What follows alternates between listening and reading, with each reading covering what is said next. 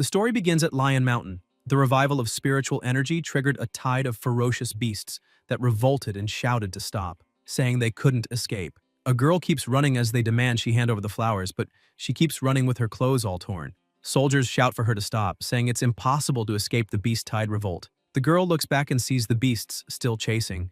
The red-haired soldier says she can really run. He starts shooting. His partner beside him asks who gave the order to fire since there's a beast tide down below. Just as he's about to say something else, he looks frightened, realizing something. It's a ferocious beast, a mutant boar. The soldier says it's a feral beast and that what he just hit was its prey. The boar charges at them and the soldier asks if they can get past a boar, saying, "All fear comes from lack of firepower. A big guy should have a big weapon." He shoots at the boar but misses, and complains that it's another wasted shot. Suddenly, a huge amount of mana is released, and through the smoke, a creature opens its enormous mouth and reveals its giant paws. It's the mountain lion king, the golden lion. The soldiers look on in shock, saying it's a beautiful male lion and asking if it's really golden. The redhead asks why they don't give it a try. He starts shooting. The lion moves, leaping at them, and strikes with its paw. The other soldier aims, but the lion places its paw on the weapon's barrel, turning the attack back on him and causing an explosion. The lion observes the defeated soldiers and says it's his own fault for being too strong and unable to control his power, and that these people are the ones responsible for leading the beast tide there and causing chaos in Lion Mountain. His name is Liu Fan. He was an orphan, had a hard time finishing college, became a proud migrant worker, but accidentally traveled to Star Earth, where spiritual aura was revived and he was reborn as a demonic beast, the Golden Lion. The system notifies that he gained more points for using his roar, eliminating invaders, and combing his mane. He wonders what's with this system and says he's getting stronger no matter what he does. The lion looks at the boar, which quickly runs away. A parrot approaches and says, "The king is powerful. One move and those monkeys will be wiped out." Liu says to stop exaggerating, he didn't even do anything, and asks where the girl those people were chasing went. The green snake replies that unfortunately, she was affected by the explosion and fell into the fierce beast tide. Fan looks around and more notifications appear congratulating him for submerging the beasts in the riot beast tide. Among the smoke, the animals see the girl lying on the ground. The protagonist walks toward her, thinking she has an unusual aura, and although clearly down, her body is full of energy. He releases purple mana over her, and her soul begins to float out of her body, hovering in the air. She looks toward him. Liu finds it interesting. In the ruins cave of Lion Mountain, Fan tells her not to cry anymore since the dead have no tears, and if she doesn't want to be a ghost, she needs to reincarnate.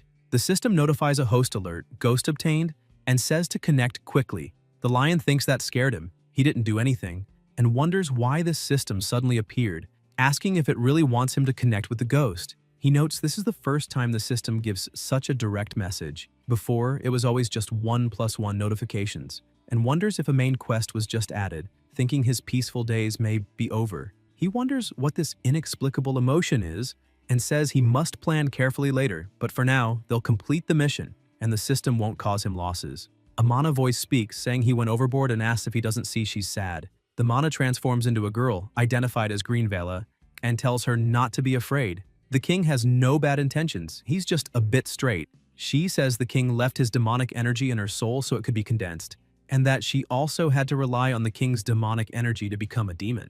But just relying on his energy isn't enough to make her a demon. There are two conditions. First, a special constitution, and second, the obsession in her heart. She asks what happened to her and why she was being hunted by humans, adding that they're less terrifying compared to that group of humans. The girl looks hesitant, hands trembling, and says her name is Su Ling and she lives in Mong Village at the foot of Lion Mountain. And ever since spiritual energy reappeared, many people in the village have gone missing. Now only 23 remain. And a few days ago, a group of people suddenly came to the village saying that everyone there wanted to be finished off, told them to shut up, called them trash, and ordered them to hurry up and enter. An old man said he didn't want to go in, that his son had disappeared in the forest ahead and begged to be spared. The soldier hit him in the face and said he didn't care. If he didn't go in, he'd be finished off, and his grandson had to go too. The child was terrified, calling out to his grandfather. The old man said he would go, so he stepped in and began to tremble, saying it hurt. His veins bulged on his face, his eyes turned blood red, and he saw something strange cracking. The soldiers asked if they saw that and said he suddenly vanished again. The woman asked what happened. The man said he had just been there. The soldier said not to waste time, now it was the child's turn. His mother called for her son. The child entered and the same thing happened. They kept calling for the next, always the next. It turned out that this group was using them to scout the path, and each villager who entered vanished after a while. Whenever one disappeared, they pushed in the next. And so the villagers disappeared one by one. The soldiers talked among themselves that it was very close now and should be the last part of the path. And now it was the girl's turn, Ling. The black mist of the forest seemed to have hallucinatory effects, and once she entered the black mist, she subconsciously started running towards something. Then she saw her parents, called for them, and when she woke up, they were gone. She fell into a pit, and in front of her was a flower. She guessed the group's goal, and it was that which guided her. The flower and the coffin. That group had eliminated the villagers and forced her parents into the mist where they disappeared. Sue won't let them do whatever they want and can't destroy the coffin, so she ate the flower. After eating it, her body felt very light and she could see clearly at night. Soon those people found that place and quickly tried to take the coffin. They were looking for the flower. One man said he wanted the coffin and the flower and told them not to even think about making money. A soldier responded that they searched the area and it might be with the girl who lit the way. The man said they had to find the flower, and once they found the girl, they should eliminate her. That group couldn't find the flower, so they started chasing her. In the present, Ling says that's how she reached Lion Mountain. Green Vila says they're a bunch of bastards, truly wicked people. The protagonist thinks that girl ate the spirit coffin flower, so she gained a special constitution, and doesn't even need to guess her obsession. Revenge. And it must be a treasure that drove those mercenaries mad. Not everyone in this world is kind, and it all happened at the foot of Lion Mountain. He really won't feel at ease until he finds out exactly what happened. When the spiritual energy first appeared, all forces took action, and he wonders what change the second wave will bring. He also needs to keep an eye from the outside. Since the systems asked him to link with her, he doesn't care about the past, but becoming her ghost is different. Her substance becomes his substance. He asks if she's willing to become his ghost. Sue looks at him. Her eyes fill with tears and she says she is. More notifications appear. Ghost successfully linked, mission triggered. Ghost chain for the lion with a reward of body fragment. Yang body fragment can be exchanged for a yang body. Liu notices the yang body and wonders if he can become human again. Since he was reborn as the golden lion, he received a system that keeps making him stronger no matter what, until he became the demon king of the mountain. The system gave a mission and a mission reward. Fan thinks it's a mysterious opportunity, and the reward is even more mysterious. He decides to check the yang body fragment first. If this yang body allows him to regain his human form, then this reward will be even better, and he asks what her obsession is. Is it revenge? Ling answers no. She wouldn't dare bring trouble to the king. Now she's his ghost, and now she has a home. It's just that she doesn't know whether her loved ones and relatives have been eliminated or not. And even if they were, she doesn't want their bodies to be left exposed. The lion thinks she's so young and already so mature. He releases mana, summoning a smaller lion, and says this is his clone and it will go with her to protect her. The clone says that with the appearance of the second wave of spiritual energy, not only is the beast horde about to act again, but Lion Mountain will also undergo changes, and his main body needs to stay there and protect it. The protagonist blows, releasing an energy containing a weapon inside and hands it to her. Strong winds begin to blow at the sight.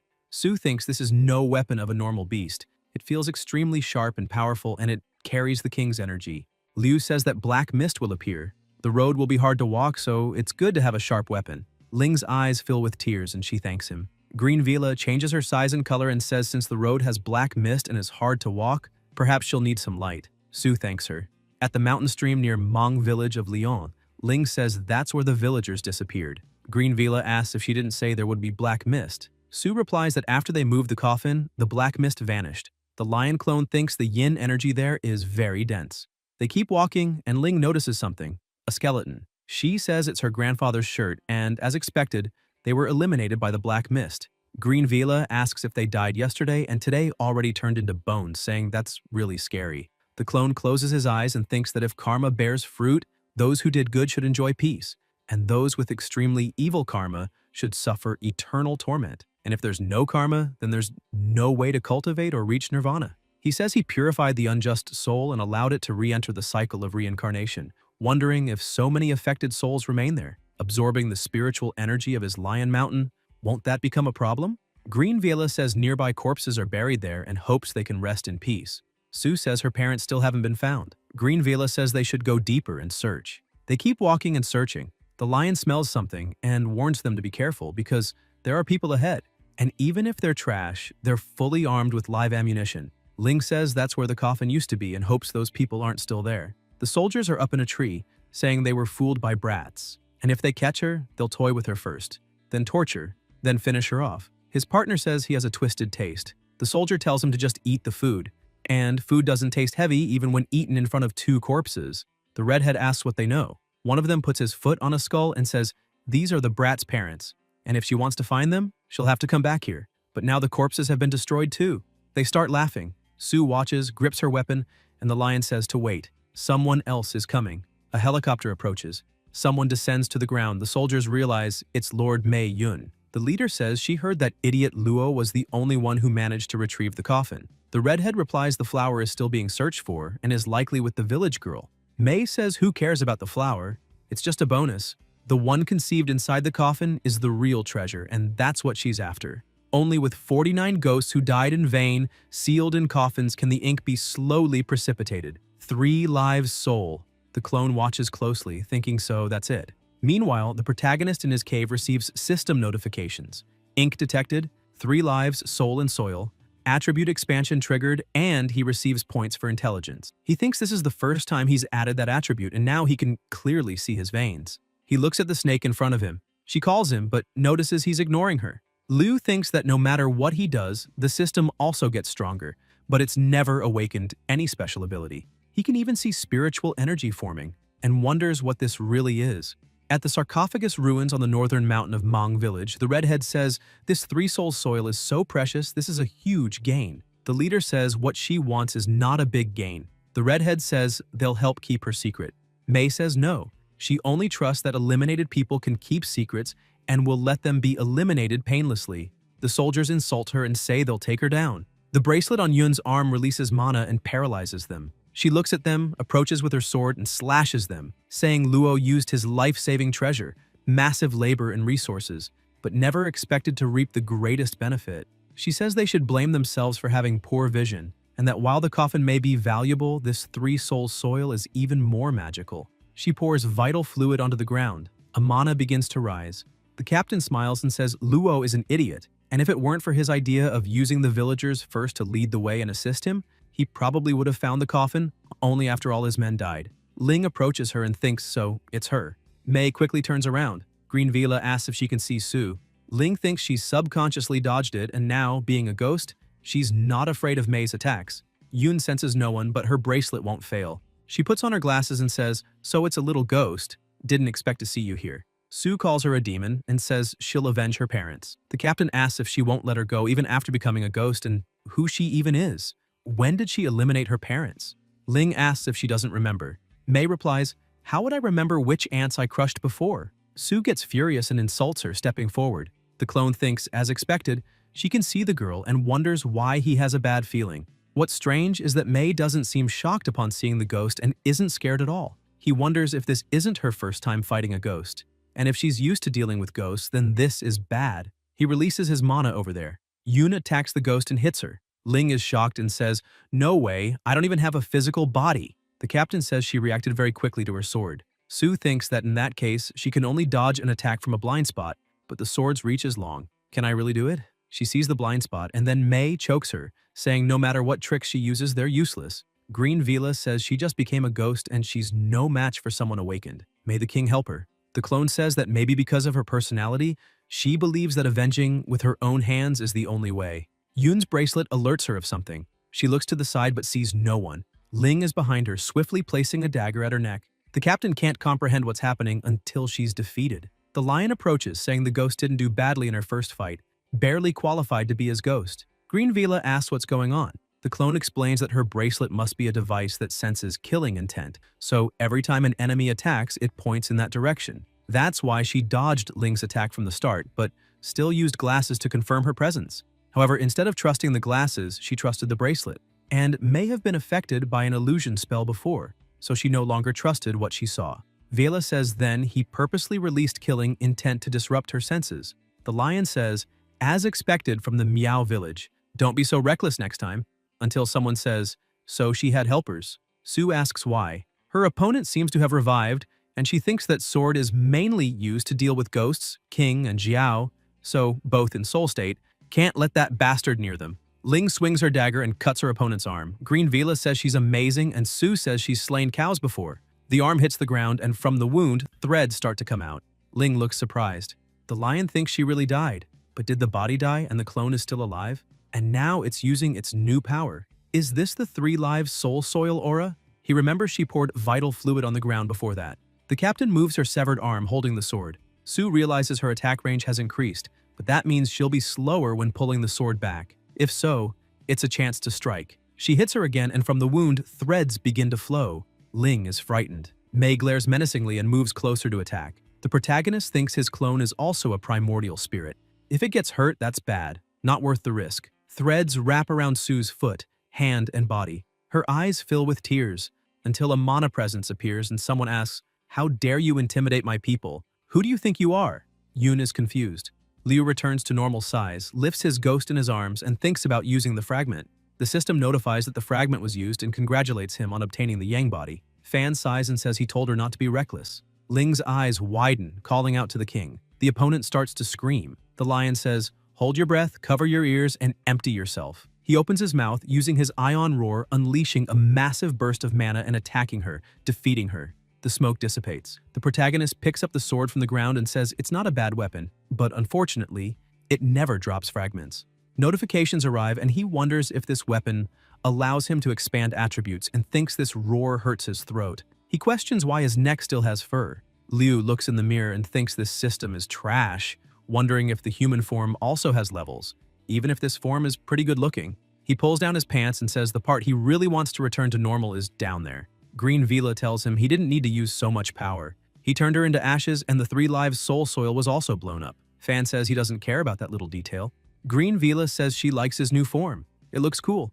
More notifications arrive saying the host absorbed 3 lives soul and gained an intelligence bonus. The lion wonders if he can even see spiritual energy in the air now, and thinks that, as expected from the system, he gets stronger just by breathing. The system notifies that the chain quest for the lion has progressed. Ling thanks him. The protagonist thinks it seems the revenge isn't complete yet, and he doesn't fully understand it. He says he knows she's not satisfied with her revenge yet, but if they want to investigate further, they need to go down the mountain. Green Vela says the sun is rising. She has no young body and asks the king to save her. Sue desperately begs to be saved too and hides under his cloak. Liu tells her she can't do that, but she can possess a body. She could possess her opponent's body lying on the ground. Ling says she doesn't want to. Fan asks why and tells her to hurry. This is a crucial moment. She replies that the opponent is ugly. Later, while walking, the lion asks if she remembers what he just taught her, that when she meets mercenaries, she should act like Mei. Sue replies that she understood. The protagonist tells her to come with him to find the organization. Somewhere else, they approach a helicopter. The soldiers say the captain is back and ask if she retrieved the items and where they're headed next. Ling replies yes and says to return to where he came from. A soldier asks who's the guy under the cloak. She replies he doesn't need to know. They board. Inside the helicopter, the pilot says they've reached Lion City and will land in 10 minutes. On the ground below, defeated creatures and bones are scattered. The soldiers in the helicopter say those idiots down there are basically asking for death, scavenging resources from fierce beast corpses. Fierce beast bones can still be sold for some cash on the black market, and if they're lucky, they might find a monster core. Sue, in the captain's body, stares at them. The soldiers awkwardly say they have no such greedy thoughts, and that following a leader like her is the right path. Liu thinks that unlike the increasingly prosperous Lion Mountain, after the appearance of spiritual energy, human cities were hit hard. More notifications come in for mercy and wisdom bonuses. He thinks this is almost like the apocalypse. The pilot lands and says they've arrived. Ling says good work. She immediately attacks the soldiers and quickly eliminates them. They get off and head toward the stronghold of the organization. Green Vela says this must be the enemy base, but it doesn't look that strong. One breath from the king could wipe it out. Fan says there's no rush. Let's play with them first. After entering the place and defeating the people there, the lion notices something and picks up a shirt but says it's too small. Green Vila says based on her previous research, this place might hold the clues they need. The protagonist smiles and releases energy through his eyes, noticing they weren't the only ones who came here, and finds it interesting. A girl stays alert, weapon in hand. Liu tells her to let him handle it. The girl sees them approaching and starts shooting. She hits him. Sue insults her. Fan says he's fine and realizes she's made of spiritual energy, wondering about that kind of tech. The girl wonders how the spiritual energy didn't pierce him and thinks he must be awakened. She keeps shooting, but the lion remains unharmed. He moves his fingers, breaking the gun in her hand, then grabs her hand and tells her not to push him. He's not confident in controlling his power. The girl calls him a beast in her thoughts and wonders if this organization uses fuse tech, then says he can do whatever he wants. The protagonist says she's not from the Stronghold organization and asks what she's doing there. The girl says she's not going to tell him she came because the organization destroyed their company's development project and that she came to collect data. Lu observes her and notices something inside her shirt and grabs it. The girl becomes embarrassed and he realizes it's a map. He thinks it marks Lion Mountain and that these people dared set their sights on his territory. A helicopter approaches, calling for Luo and announcing that the leaders from headquarters have arrived. Fan wonders if it happened this quickly. Ling looks irritated and a voice says, "This is the headquarters of the Coffin Hunt," questioning why make it so mysterious, asking if they want to examine products at night and if they still need to use candlelight. Lion responds that she really knows nothing. The coffin will only crack or break when exposed to strong light, and candlelight is already the limit. The hidden lion realizes that's where they've hidden the coffin. Sue asks what they should do, since they're about to move it. The protagonist says there's no rush, and they should just observe for now. Lion says if nothing goes wrong, she'll call people to carry the coffin. Hu replies there's no need, they'll handle the rest. She calls for Gang. The big guy easily lifts the coffin, and Lu, still hidden, notes how strong he is and realizes he's also an awakened. Mei questions why she said they didn't need help and what's going on. Sensing someone, she uses her whip, but Fan catches it and says he can feel her presence. He's an awakened too. Lion wants to know when a rat got in and says she'll eliminate him now. She attacks, but the lion dodges. Ridge says he reacts quickly and asks if he can keep up with his speed, continuing his attacks non-stop, but the protagonist evades them all. Lion wonders why he can't counter it all and demands to see his identity. Ridge removes his hood, surprised, and says no wonder he has such fast reflexes. He's a beast man awakened. Hu looks at him and thinks he's so handsome. Lion says that beast form gives him extraordinary defense and asks if he's ever been kicked by light. Ridge uses his speed acceleration skill and tries to strike with his leg. Lu, without moving, knocks him to the ground. Green Vela says the king is so strong, he defeated him easily. Fan says he never does anything. He was the one who attacked. Mei can't believe it, thinking Lion is a rank B awakened. The big woman says he's so weak and that she'll show him how it's done. Then Gang throws the coffin at him. The lion says that coffin is a treasure. How could she throw it away like that? What if it hit a child? Or damaged flowers, grass, or plants? The big woman glares at him, flexes her muscles, approaches, and says no matter how much her muscles swell, they won't burst, and that she wore a special carbon fiber vest to pass the evaluation. Green Vela says it would have been better if she hadn't. She just looks even more perverted. Gang says she's tried everything already, so he should just be finished off obediently. Ling approaches from the side and says she's the one who should be eliminated. Sue attacks with a dagger, but her opponent traps it between her breasts, and Ling realizes her fang blade can't be pulled out. The big woman says muscle is power, her muscles are maxed out, and nothing in this world can harm her. She's invincible.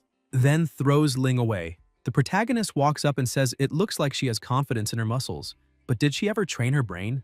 Gang asks what that's supposed to mean. Lu flicks her with his fingers and knocks her to the ground, saying clearly not. Mei thinks all of them are just dumb brutes with big limbs, but she's different. Slowly, from a homeless girl who lost her family and lived on the streets, she climbed her way up to this position thanks to her intelligent mind and her special awakened skill. She asks if he's so scared that he wants to hit her. Go ahead.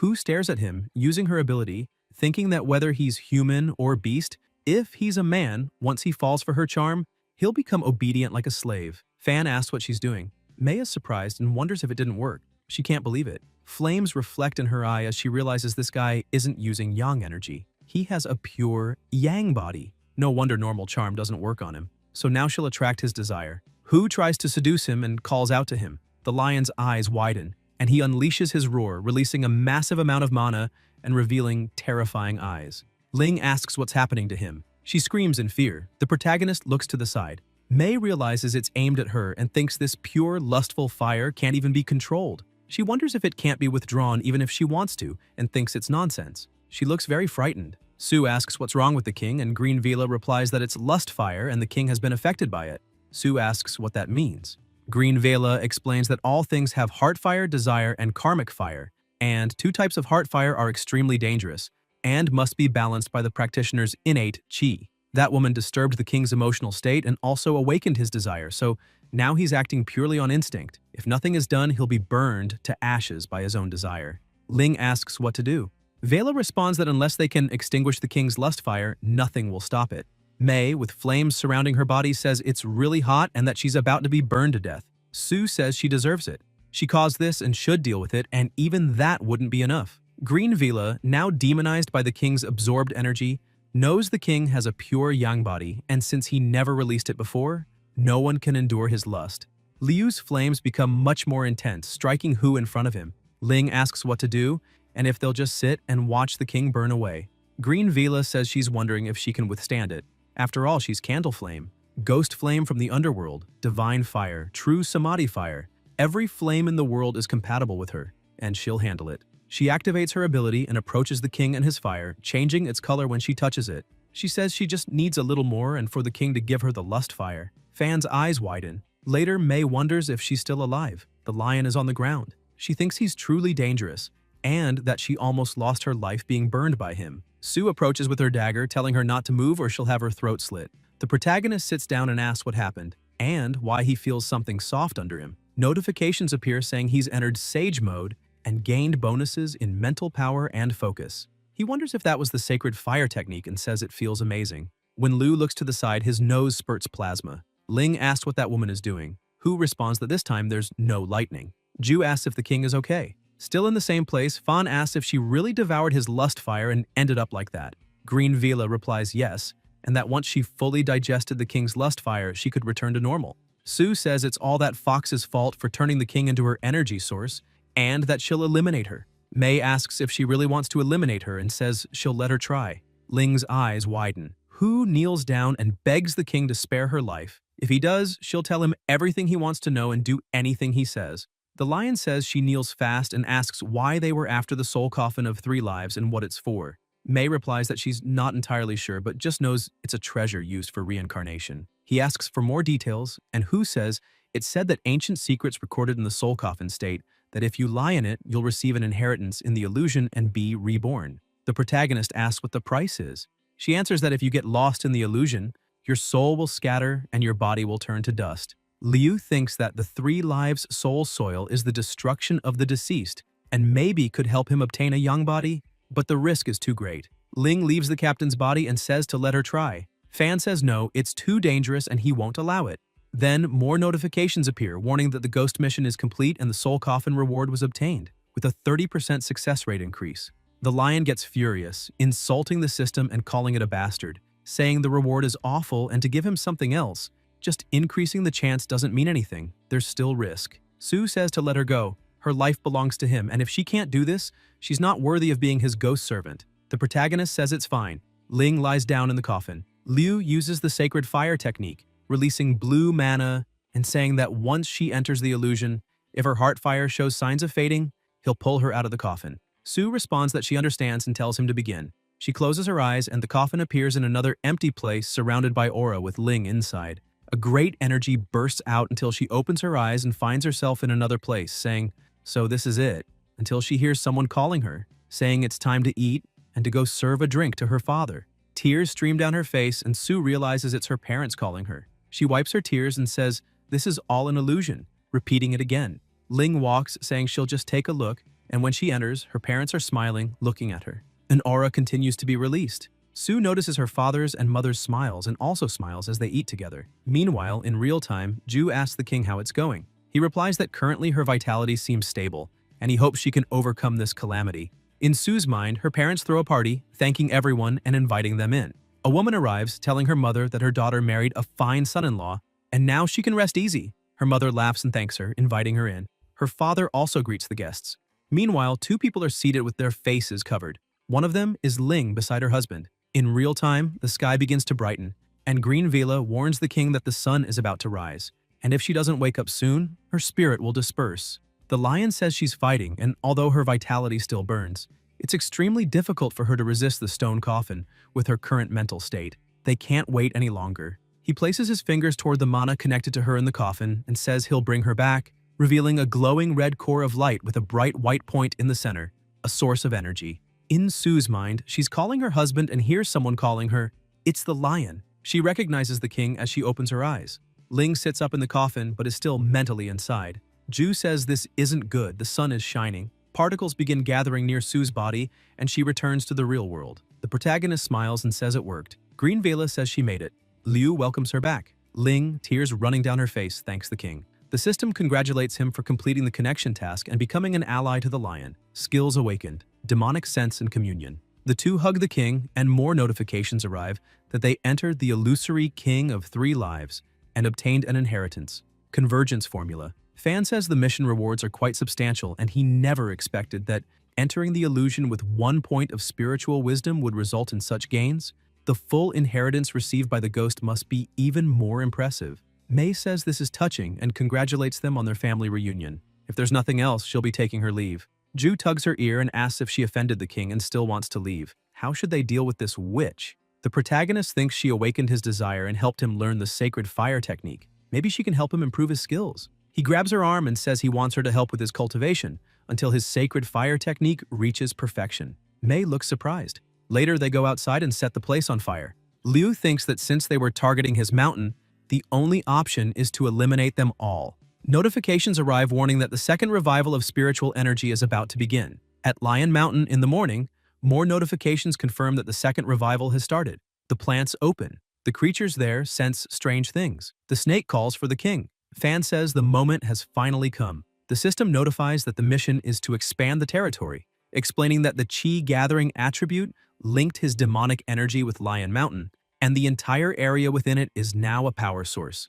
Before the end of the second revival, he must expand the territory of Lion Mountain as much as possible to withstand the incoming surge of energy. Fan wonders if this system is truly shameless, capable of cheating, strengthening, no limits at all. The system warns that if he can't expand the territory to the required level within the given time, his body will explode due to being unable to withstand the excess spiritual energy. The lion, irritated, says he knew this system could ruin anyone's mood. Thinking it over, he realizes he never confirmed the mountain's actual range, so he'll activate demonic sense to check and also test his new skill. With level 3 demonic sense, he can observe the flow of demonic energy throughout the mountain. It's like having God's vision, until he pauses and wonders, wait a minute, what about the golden fruit tree? Why is it toppled? Wasn't there a pangolin guarding that fruit tree? And where is the pangolin? The protagonist searches for the pangolin until he spots an animal on the ground and asks who he is and how he dares to touch his subordinate, wondering if he really dared to misbehave in his mountain and still wants to escape. He'll track the demonic energy it left behind, and he'll definitely find it. Meanwhile, the insect is digging underground. Liu says this is outrageous. It dares cause trouble in his territory, even knocking over his golden fruit tree, which is the primal spiritual root of Lion Mountain. The golden fruit blooms, bears fruit, and ripens once every 10 years, and consuming one grants 30 years of demonic power. He declares that he'll take it down and use it as fertilizer for the golden fruit tree. He gathers his animals, the parrot, the snake, the white fox, and the giant bear. Meanwhile, the pangolin lies collapsed on the verge of death.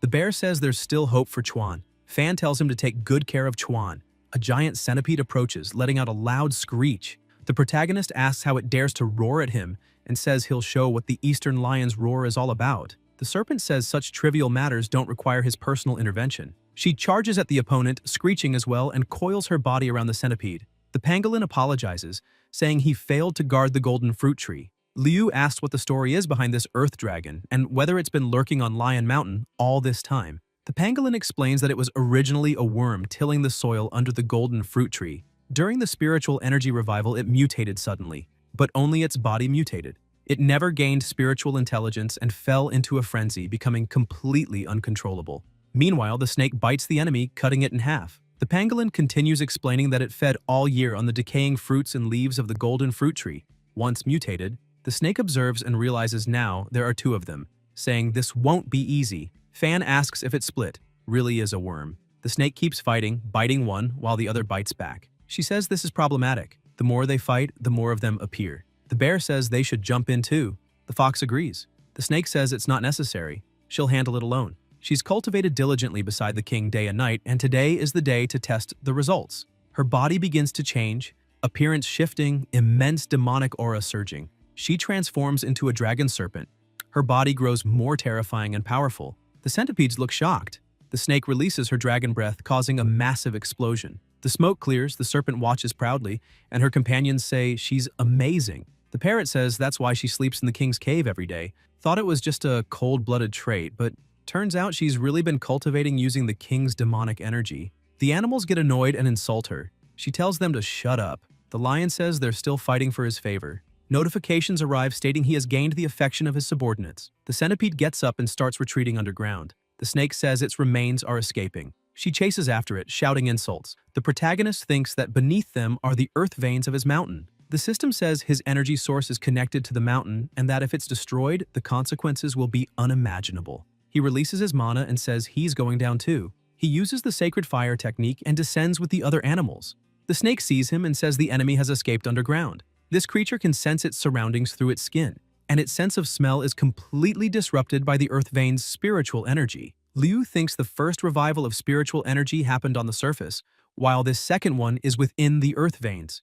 And he can feel it. This earth spiritual vein is connected to his spine. He tells them to go and find that disgusting insect even if they have to dig a meter deep. They keep moving, and Fan thinks the feeling here is just like the lion's den and wonders if this is an ancient relic. The snake says to look. The earth dragon has been eliminated. They don't quite understand until they notice something nearby. The protagonist asks if that's a red umbrella. Someone lifts the object. It's a woman, saying, "Just in time." The monkey and two other animals fall to the ground. The giant bear says those are his subordinates and asks if that's what she's doing. Luo licks her lips and asks, "You mean them?" and apologizes, saying she didn't mean to waste food but really can't eat anymore. The bear, furious, says he'll eliminate her. Chi asks why so fierce.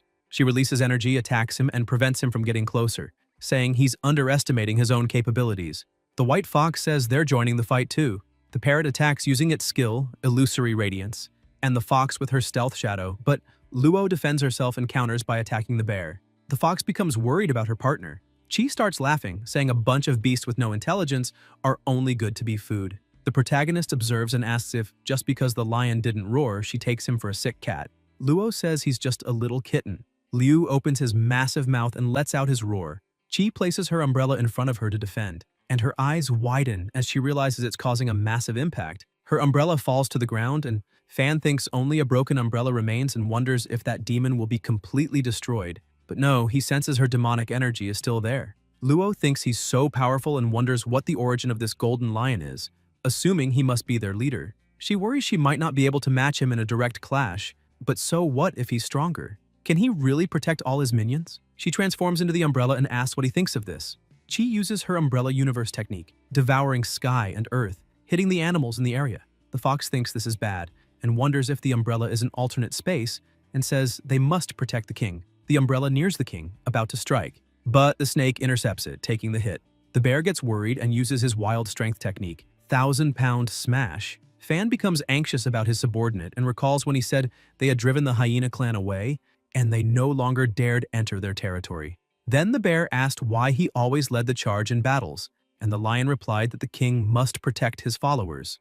The bear said, "We're minions," and that they need to push even harder. In real time, the protagonist is in a battle stance, furious, and demands his family back. Around him, particles surge. Luo wonders if space is distorting and realizes she can't move. Liu, furious, approaches her, and Chi says it's useless. Her umbrella's surface is made of universal brocade which can infinitely repair itself. Fan bites her and she says the umbrella's back is made of an ancient divine tree, indestructible, and if he harms her, he'll never see his companions again. The lion stops immediately. Luo returns to her normal form and says her grand universal brocade umbrella can absorb all living beings under heaven, whether monster or god, and they'll all turn to pus and vital fluid in an instant. The protagonist says he wants her to release them. Chi says that if he wants them freed, he has to lick her feet and be a good dog for her. Liu glares furiously.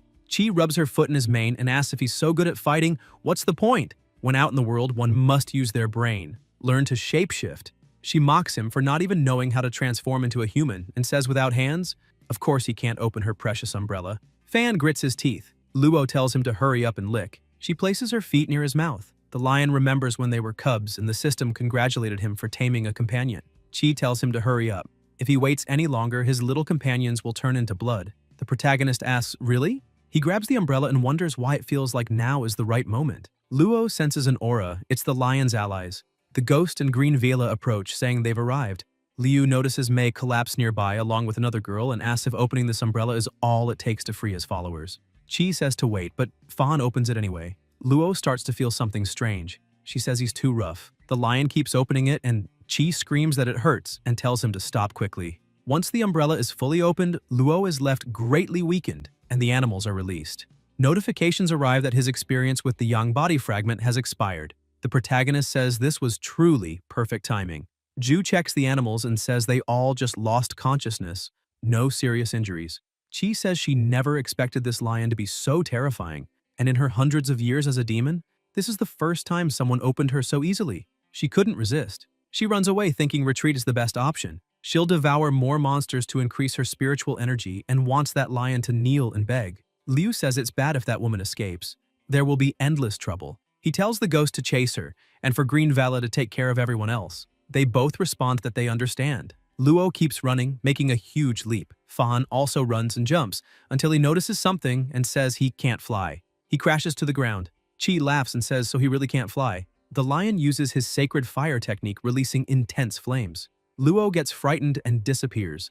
The protagonist watches her. Ling lowers her head, deep in thought, and remembers the phrase, "Remember as much as you can and forget as much as you can," and thinks that voice sounds like the one she heard in the stone coffin. She obtained a yang body by accepting the coffin's inheritance. But back then, there were so many figures she couldn't remember, until she recalls the life character formula. She gained the yang body through the life character formula inside the stone coffin, and the life character formula is not irreversible. She activates the life character formula, life transformation. Liu looks at her, surrounded by mana, and Su says she remembers the chants from the stone coffin, and now can freely shift between yang body and yin soul, and asks to go after that demon. Fan says it seems that the coffin's inheritance isn't simple and requires continuous stimulation, recalling the chance to fully accept the legacy.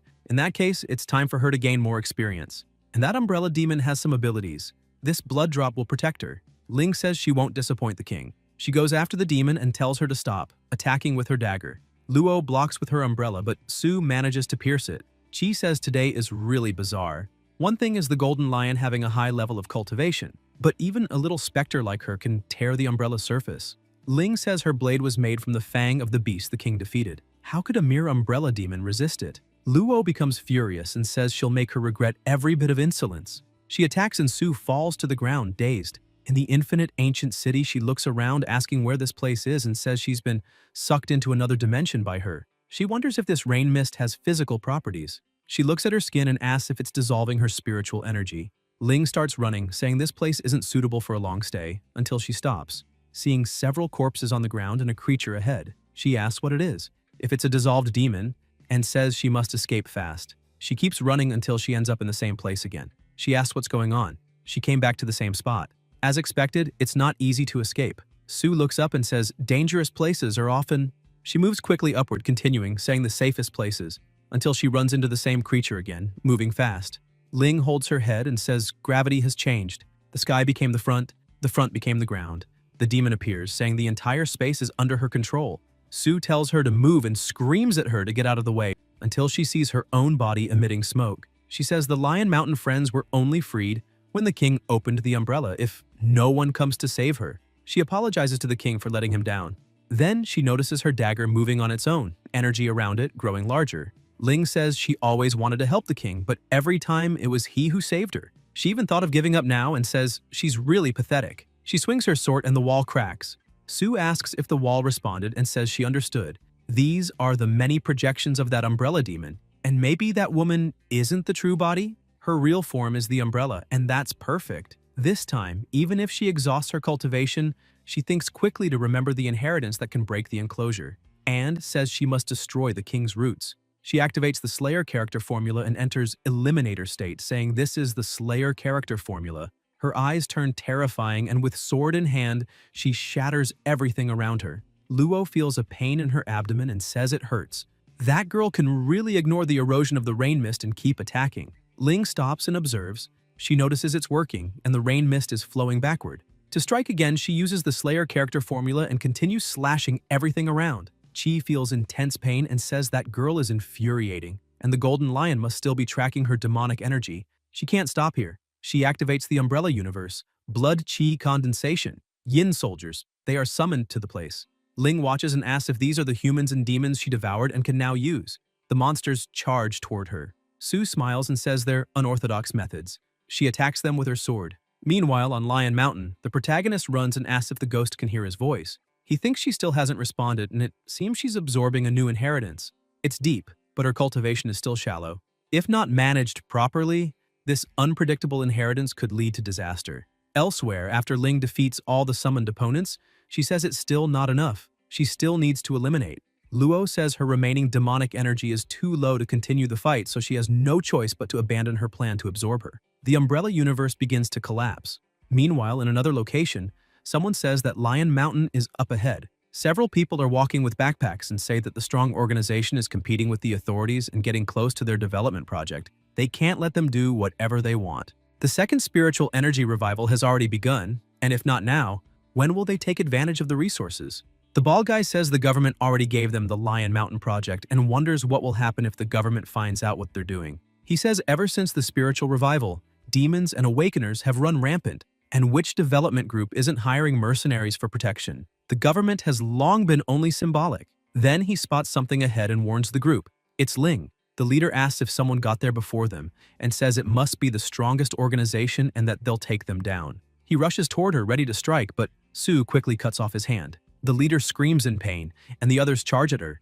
Ling moves swiftly, slicing them in half, saying the vital fluid smells so good. The protagonist runs fast, thinking that once she tastes human plasma, she'll never go back, and tells her to stop. As Su is about to lick the vital fluid off her hand, Liu lets out his roar, shaking everything around.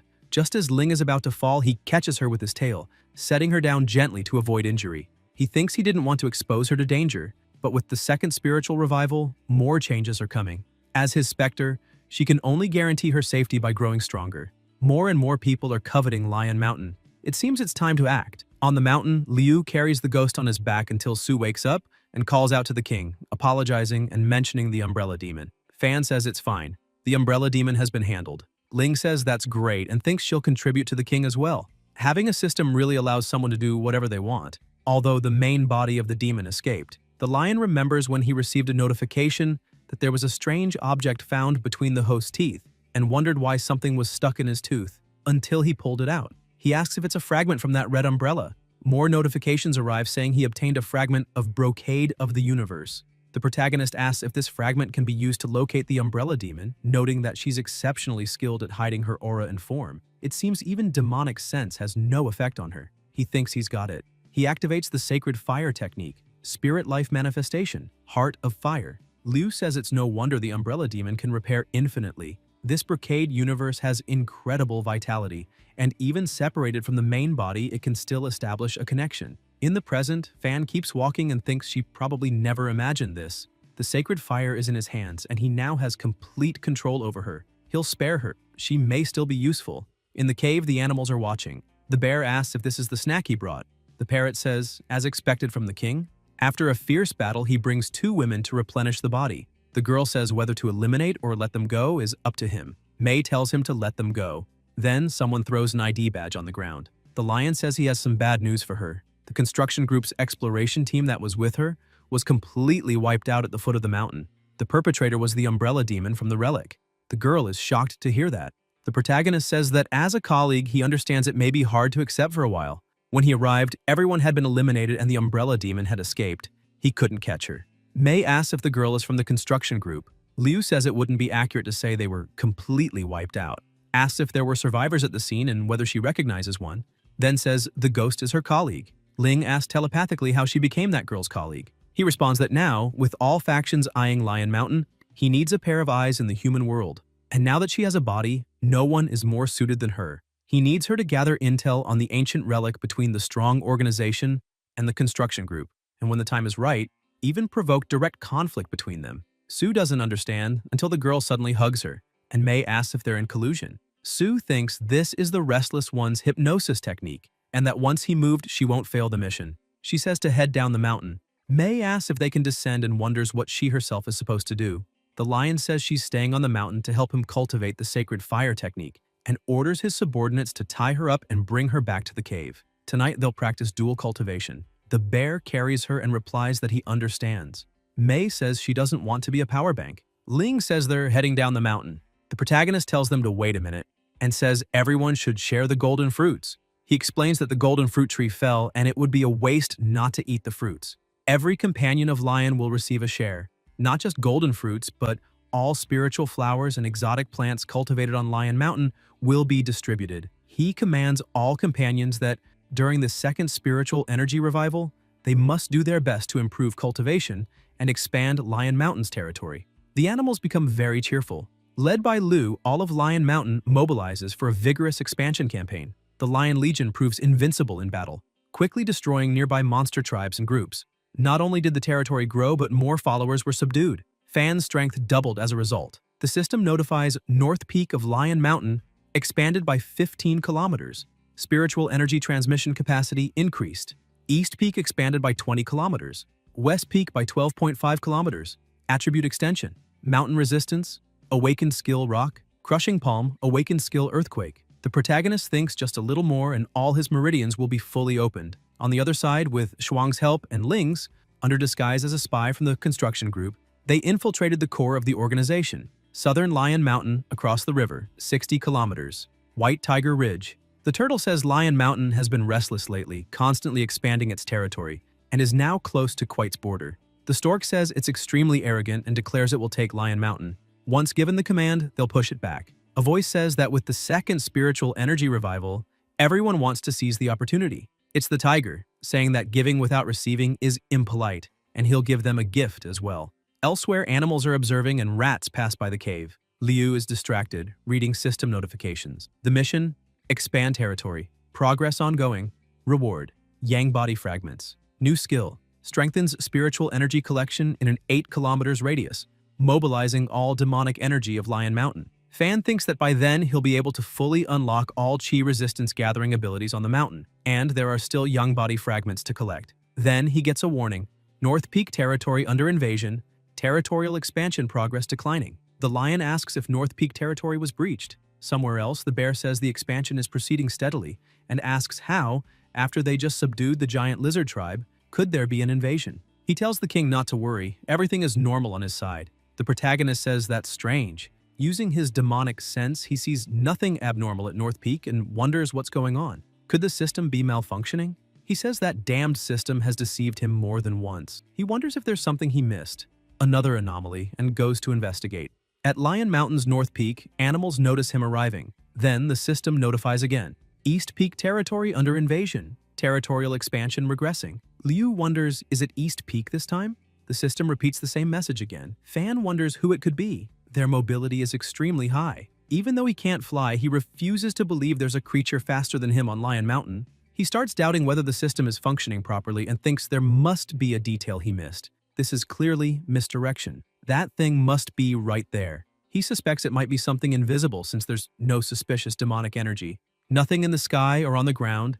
It must be underground. He uses his demonic sense. There are several rats under the earth. The lion lifts his paw and slams it into the ground, cracking it open and launching rats into the air. The bear asks if those rats are what's been disturbing him. The snake says to look. It's not just a few, it's a whole mountain of them. The bear asks if Lion Mountain always had this many rats. The snake replies that mountain rats are a favorite delicacy of the green snake clan, and the original number wasn't enough to satisfy their hunger. The rats, irritated at being discovered, rush in to attack. The parrot says it's giving him the creeps. The bear asks if Lion Mountain is really going to be frightened by rats. He unleashes his wild power and the parrot uses his feather arrow technique. The snake swallows several, saying there's too much to eat. She can't take any more. Eating even half will make her explode. The rats begin merging, forming arms and legs, turning into the Rat King, an extremely giant rat. The group looks tiny in comparison. The Rat King starts destroying everything, throwing them around and biting. The bear says he's not allowed to damage the mountain, but the rat throws him far. The lion opens his massive mouth and unleashes his roar and photon beam, landing a direct hit. The parrot says as expected, only the king can handle it. The tiger watches from a distance and says he has formidable destructive power. And still, there are so many rats. They're burrowing underground. The protagonist says that although these mountain rats are weak individually, their numbers are immense. And if they come into contact with the spiritual veins of Lion Mountain, it'll be catastrophic. Meanwhile, the tiger says the rats have spread all through the underground of Lion Mountain. And if he's so powerful, why doesn't he just lift the whole mountain? Back on the mountain, the entire ground is torn up and rats are being eliminated. Lu says they've dug so deep he can't reach them. The rats continue digging even deeper. The animals observe. The anteater says to call on the golden underground forces of Lion Mountain for support. The snake quickly slithers in. Fan says it's useless. With this many mountain rats, even if you reach them, it's like a drop in the ocean. The snake, underground, says her clan understands mountain rats better than anyone. Although they're social animals, they don't consciously unite toward a goal. When hunted, they scatter and run, focused only on reproduction. For these rats to cooperate this well, there's only one possibility. They're being led by a rat king. The bear asks if that wasn't the rat king they fought earlier. The snake says that was just a phenomenon, the rats combining. The true rat king is their actual leader. In any case, if they eliminate the rat king, the rat tide problem ends. Then she encounters a giant creature. This must be it. She opens her massive jaws and attacks with her toxic bite, green bamboo leaf. She strikes her opponent. The rat is defeated. The snake says she bit so hard it got stuck in her teeth. The anteater says that's not the rat king because the other rats didn't show any sign of stopping. The snake asks if it really isn't the rat king. The anteater replies that even if it's the biggest in this tunnel, that doesn't mean it's the biggest of them all. And if the true rat king wants to hide, it definitely won't make itself obvious. Some rats surround a source of mana, get scared, and turn golden. Meanwhile, outside, the system notifies that damaged meridians are leaking spiritual energy. Mission progress decreasing. The protagonist thinks no, at this rate, his meridians will be ruined by mountain rats. It's only a matter of time. He says to go and bring May. The bear responds that he understands. Hu grumbles, asking what he's trying to do now. Isn't tormenting her daily enough? The bear says the mountain has been invaded by rats, and the king wants her to find the rat king. May asks if he's calling her for a rat seduction mission. What kind of shameless request is that? Liu says if she can find the rat king, it'll save them a lot of trouble, and that he needs her to help awaken all his desires. Hu remembers the last time she did that and asks if he really still wants her to awaken his desires. Has he forgotten that last time he almost eliminated her by doing so? Fan replies that now he can control his desires and tells her to stop talking. It's urgent. May thinks that at least last time he was in human form, but now he's completely in lion form. It feels a little weird to seduce him like this. Still, she uses her fox charm art, ultimate seduction, maximum power. The lion immediately becomes furious, unleashing mana and saying it's working. Managing to control it, he says that ever since entering the instance dungeon for the territory expansion mission, his body became connected to Lion Mountain, and he sees the mountain's earth meridians as his own. This way, if he uses the sacred fire technique to let desires surge at full power through his meridians, the protagonist activates the sacred fire technique. Flames grow extremely intense. He thinks he can burn those rats trying to approach the mountain's earth meridians. Liu channels mana underground, burning the rats trying to reach his meridians. The rats are incinerated, and Fan smiles. The tiger on the other side says it's a bit early to relax now, that the real terror from the mountainside is only beginning. Meanwhile, underground, there are still countless rats gnawing away. The lion thinks something's wrong. They're still chewing at the mountain's meridians. The rats keep growing and reproducing, giving birth to more offspring. The protagonist, furious, says their reproductive ability is outrageous. He thinks the others are still deeper underground, and his large-scale technique can't reach that far below. Even if it could, it can't cover the entire mountain. As long as one survives, the mountain rats can continue to multiply endlessly. He realizes he needs to unlock that move. Attribute, demonic force, unlock condition, consume 5,000 prestige points. Current prestige, 5,002. Liu thinks that if it weren't necessary, he wouldn't trade for this attribute. He spent so long saving up prestige and using it would affect his reputation. The system notifies, attribute unlocked, new skill acquired, intimidates enemies in a 1-kilometer radius, ignoring environmental factors lasting 30 minutes. Fan thinks that now things have come this far, he has to go all in. He activates demonic force intimidation. The world distorts for a moment, his vision becomes negative, colors inverted. Then the system notifies, demonic force intimidation used, accidentally injured allies. The lion says this damned skill ignores allies and enemies alike. The snake calls out. The protagonist asks if she's okay. She says she's fine and that sometimes when he has nightmares, he releases an aura that powerful. She and Ju are always by his side. They're probably the only ones on Lion Mountain who can withstand it. She tells him not to worry. They'll definitely find the Rat King. Liu tells her to wait. His demonic sense can't distinguish the target, and finding the Rat King is like finding a needle in a haystack. And now that the mountain rats have infiltrated all of Lion Mountain, he absolutely can't flip the whole mountain upside down. His demonic force can only suppress them temporarily. Time is limited. The snake asks what they should do. Fan says, as the saying goes, the snake does her part and I'll do mine. He tells them to go.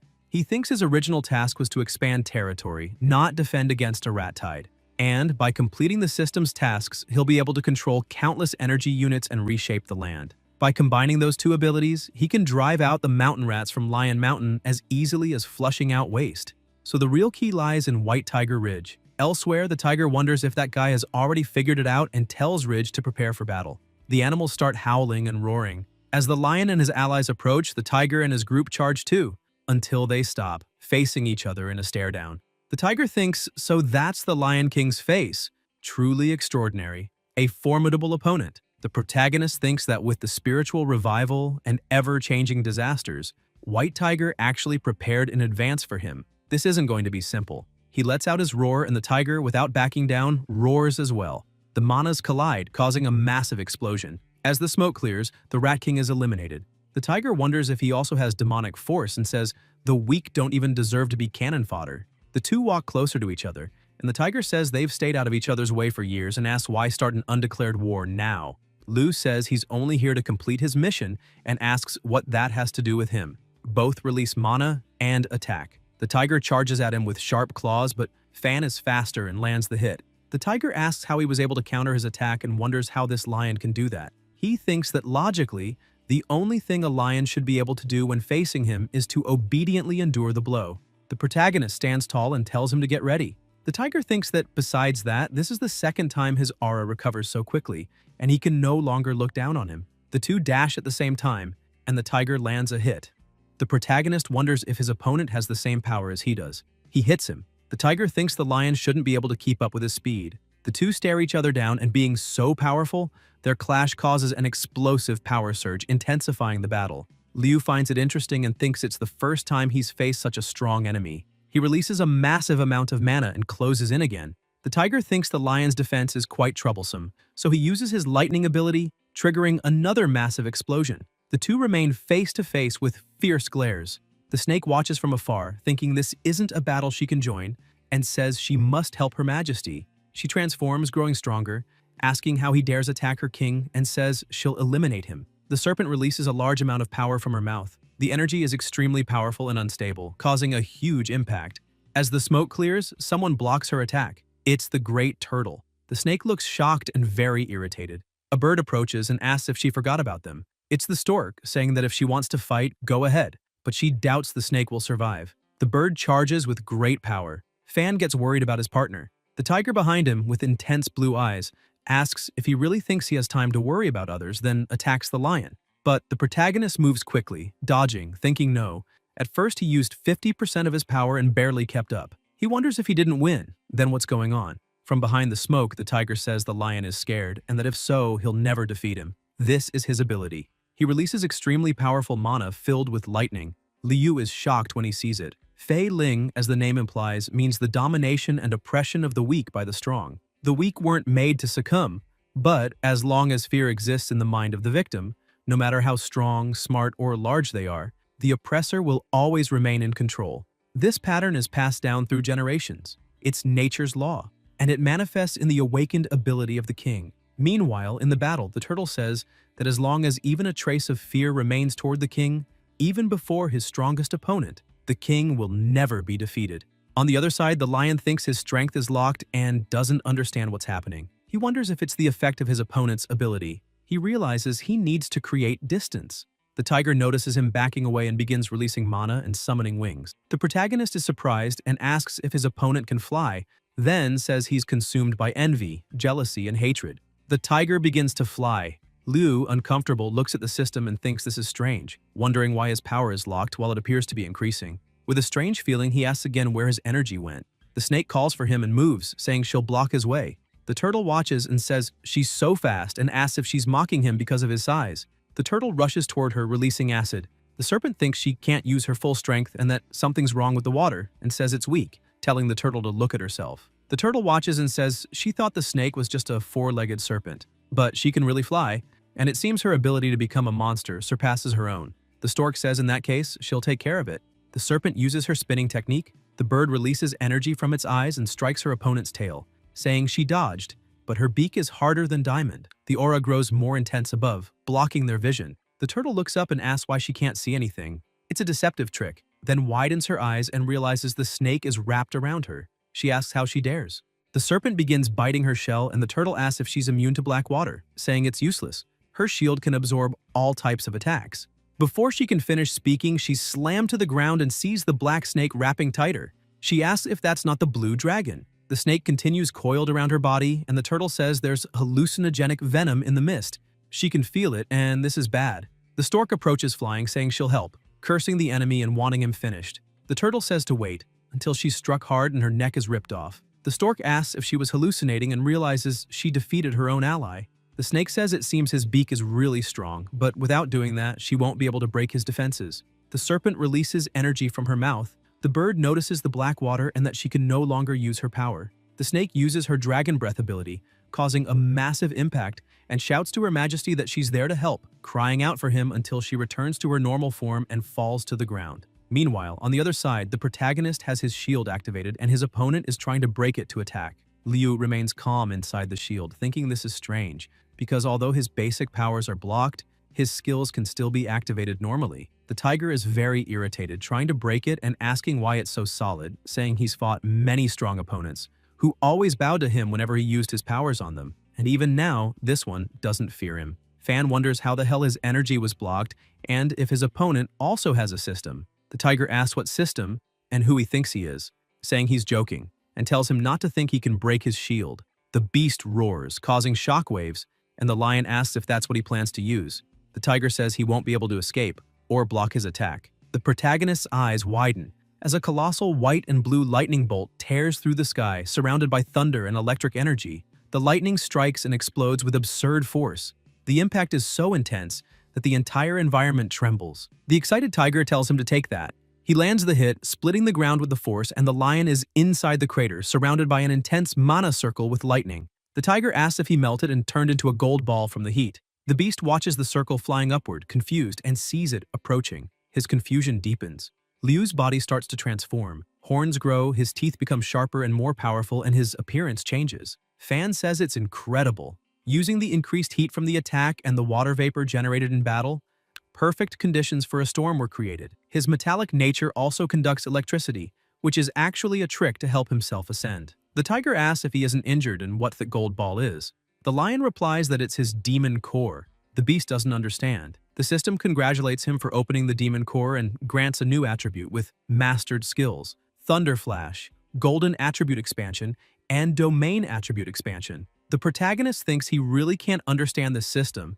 and doesn't know when it opens or closes. He remembers earlier when he was observing the intense lightning and asked if his opponent could really summon heavenly thunder tribulation and what he should do. He decided to use earth displacement to create a barrier and channel the electricity into the ground. The system detected powerful electric energy and asked if he wanted to infuse it into the monster core. Liu wondered about the monster core and realized it's no wonder he felt heat in his abdomen, even when his basic stats were blocked. So, the system is channeling newly acquired stats into his Dantian, nurturing the monster core, and it seems he must endure this tribulation, and fortune favors the bold. That's when the explosion happened. In the present, Fan says he didn't expect his celestial lightning to fill his monster core with energy, manifesting directly, and he has to thank him. The tiger growls and says he will. The lion smirks, mocking the situation, until the beast flies at him and hits him in the face, knocking the protagonist to the ground. He asks what's going on and why his status is still blocked. Even after condensing the golden core, he can't break free of these shackles. He remembers the turtle saying that as long as someone feels a moment of fear toward the king, even if they're a stronger enemy, they will never defeat the king. He thinks the tiger's ability seems like some kind of law, and it's similar to the ability possessed by that woman in the cave. The tiger asks, even with a formed monster core, what difference does it make? The beast approaches and roars, releasing intense mana. The lion also releases a devastating burst. Amid fire and magical energy, the two attack at the same time, and their manas collide. The tiger can't understand how. The protagonist says his thunder power is now ineffective against him. Although the intimidating power remains, it doesn't affect non-biological entities like the monster core. Liu releases his power, binding his opponent's legs and neck. The tiger says this is problematic. Fan tells him to behave and keeps using his power to restrain him, leaving him with no way out. The tiger asks if he's really going to lose and why he can't overcome this, no matter what. Then he looks to the side and wonders if that's the Rat King. The rat is very full, sitting on the ground, and notices the tiger is restrained. The lion looks surprised and says they've lost a lot, and the rat tied in the earth veins has awakened. And there's no time. He must finish his opponent immediately. The tiger smiles and says, "So that's it," asking if there's some kind of connection between Lion Mountain and his true form, and says that as long as Lion Mountain is damaged, he will also be harmed. He orders the rat to bite into Lion Mountain. The protagonist approaches and asks if he is the Rat King. The rat notices him and asks if he's the Lion King. Liu widens his eyes and remembers when there was a rat running and the snake tried to stop it, saying it couldn't escape. Then he was lying down until he noticed something and asked what Qing was doing. She said there was a rat and it went in. The lion asked if she was serious and said he would check. Then he grabbed the rat and said it was bold to climb onto his body. The snake said now that he caught it, she'd eat it. Holding the rat in his hand, he stared at it. The rat said not to eat it. The protagonist got scared and dropped it, saying it was a talking rat and it had gained sentience, and asked how he could eat it now. The snake asked if that affects the taste. Liu explained that it meant the rat had mutated under the influence of spiritual energy, just like her and the others, like the beasts who gained sentience. The rat was happy to be alive and thanked him for sparing it, saying he would do his best to repay him. Fan told him to go play alone and asked what he could expect from something that small as repayment. In the present, still in the same place, the rat apologizes. The lion asks if he was affected by the white tiger's pressure. The rat says it's time to repay and to watch. He places his hands on his head and begins releasing mana around his hands, calling his children to return. The rats in the cave realize they're being summoned. Meanwhile, the tiger asks if he really wants to stop the attack on Lion Mountain. The Rat King starts releasing plasma from his nose and mouth. The tiger laughs and says he's already under the effect of Intimidation Demon, and with weakness and strength imbalanced, he can only listen obediently. He asks if he's trying to break free from the constraints of power and says he's asking to be destroyed. The protagonist says he doesn't need to do anything, and that the true king is the one who embraces all under heaven, the one embraced by the people, the one who dares to be untamed, not someone like him, who relies on threats and coercion, forcing the weak to submit and discard their worn shoes. Liu releases his energy. The tiger attacks too and asks if he still wants to challenge him using demonic intimidation. The attacks collide in a clash of equal rivals, each using their ultimate techniques. Both push with great effort, and the rat thinks he can't give up now or the tide won't be resolved, and he can't lose. He's a king too.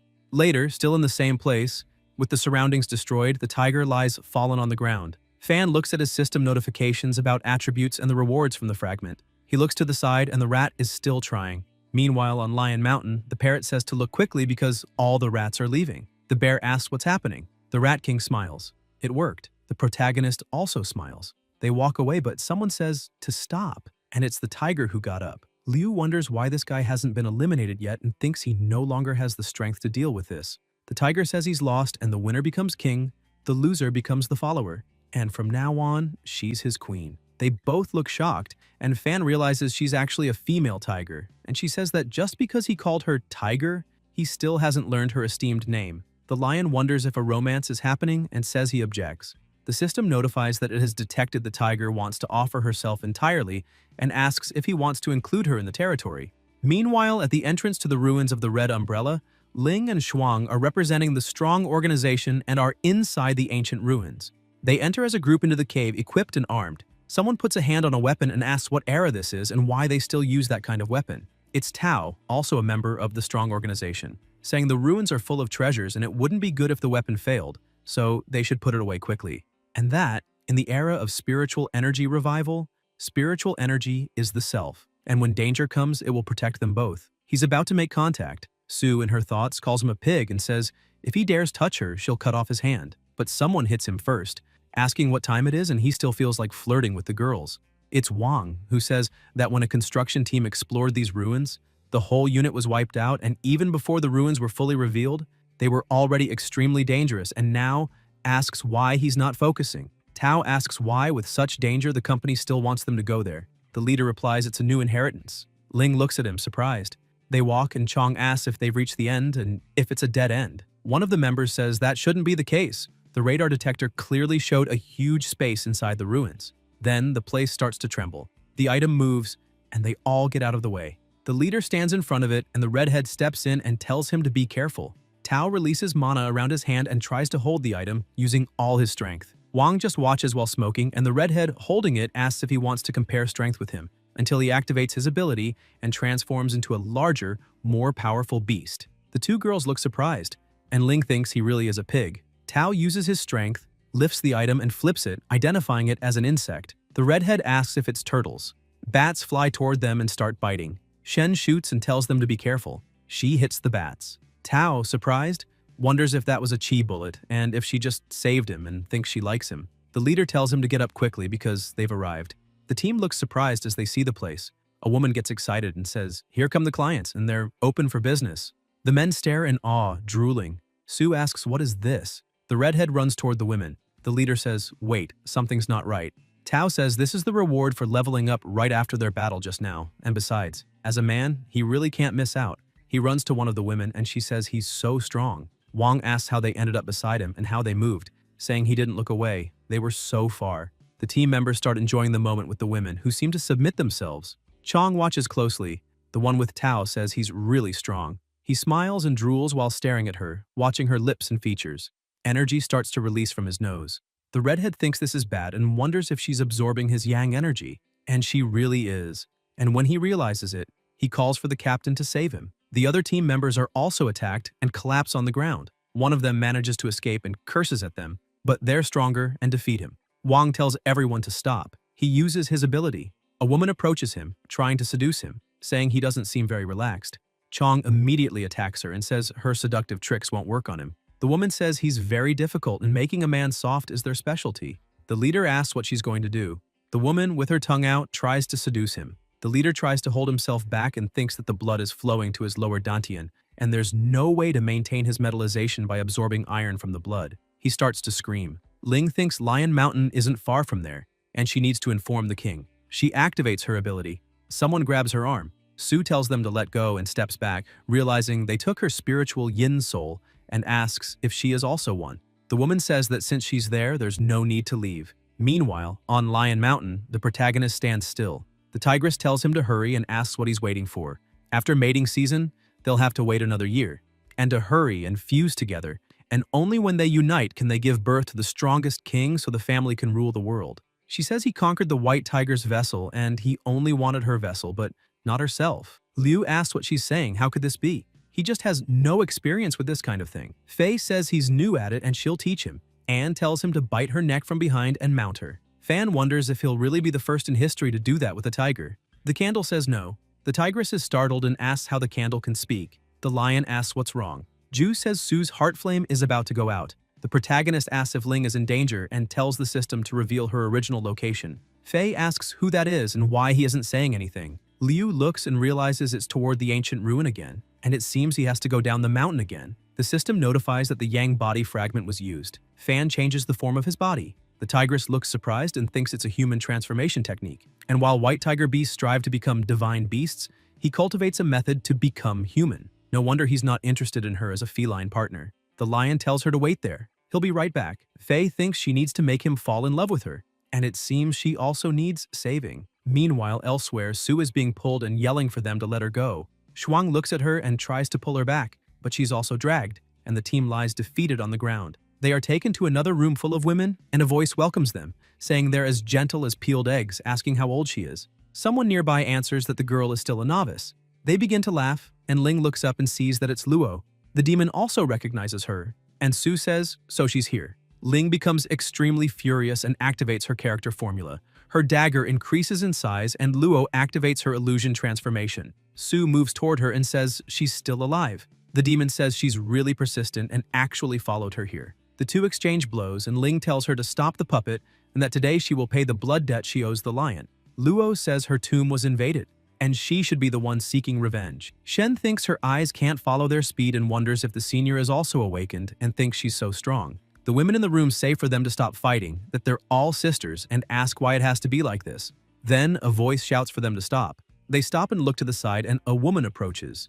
It's Master B. Luo bows to her in respect and so do all the other women. Sue observes and thinks her demonic energy is so strong it's suffocating, and this woman may have cultivated for thousands of years and could tear her apart in a fight. She says she pays respect to the master and that she humbly introduced her intent into her sacred place and asked to be forgiven and let go. Shuang confirms it's true and that they're just tourists.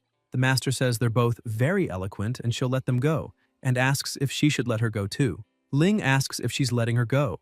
B replies yes, and says her soul is trapped there, and the legacy she possesses could help her. The demon asks if it's really her and says her older sister is underestimating her. Sue says that just because she can't doesn't mean no one else can. Luo asks what she means by that. The master tells them to follow her and says she was originally from a wealthy family, but due to some relatives being involved in rebellion, she was sold by officials to the Qing Pavilion. It was on a night of flowing affection that she served clients for the first time. The whole pavilion was lit with lights and her face glowed with joy, but deep in her heart she only wanted to preserve her purity in this world and was prepared to take her own life. Knife in hand, she unexpectedly fell deeply in love with that man. He also came from a prominent family but was tricked by his classmates on the way to the imperial exam and brought there. They said it was to perform his deflowering rite to increase his luck. However, he never touched her. That night, they only exchanged poems, discussed the past and present, and played music together. He was indeed cultured, skilled in arts and sciences, and adept in the 6 arts of a gentleman. Without realizing it, she fell in love with him. He was willing to redeem her, marry her in a grand procession, and live happily ever after. Until then, they would have a joyful and eternal union. But he didn't have enough money, and the imperial exam was near, so he borrowed money from his classmates and begged the madam to remove her nameplate, promising to come back for her. After a few days, he gave her a gift, the universe brocade umbrella, a family heirloom, and left. But the madam didn't keep her promise, and she thought she had already lost her virginity. So what was the harm in continuing to serve clients? Maybe it was fate that led her to this tragedy, and only the end awaited her. That umbrella, originally a family heirloom, had spiritual qualities. Influenced by her resentment and stained with her blood, it transformed into an evil spirit. And that is Qi. Ling says she understands and asks what happened afterward and how she became a yin soul. Luo replies that he returned later, and not only did he obtain the highest honors in both civil and martial exams, but he also took on the task of defending the southwest region and became a great general. After learning that his elder sister had sacrificed herself for love, he wiped out everyone in the Qing Pavilion, setting the place on fire. Then, under the guidance of a high monk, he infused the Qing Pavilion with bronze, forming a massive natural coffin, and used a wordless heavenly book as the formation's core, preserving her body. It could prevent the body from decaying and anchor the soul. After that, he tirelessly searched for a resurrection method. Unfortunately, he never found one before his death. Later, when spiritual energy revived, she gained the opportunity from it and was able to leave her physical body to become a yin soul, becoming known as an earthbound spirit. Sue asks about the sisters outside. The master replies that originally he offered those sisters as sacrifices. Their souls are also trapped there. Now they're like limbs and cannot leave this place, so they were sent to absorb yang energy. Ling thinks she casually revealed some astonishing information and says that earthbound spirits often arise from lives full of resentment over unfulfilled desires, and asks if she wants her help to leave that place to fulfill those past wishes, and if she wishes to see him again. Bai responds no, that thousands of years have passed and she's no longer interested in men or such matters. All she needs is help removing the wordless heavenly book to break the formation, and she'll be free. And if she can help her regain her freedom, she'll give the wordless heavenly book to present to the king, and might even become his wife. Sue asks if she knows her king. If you enjoyed this video, subscribe to the channel, hit the bell icon, and like the video. Thank you.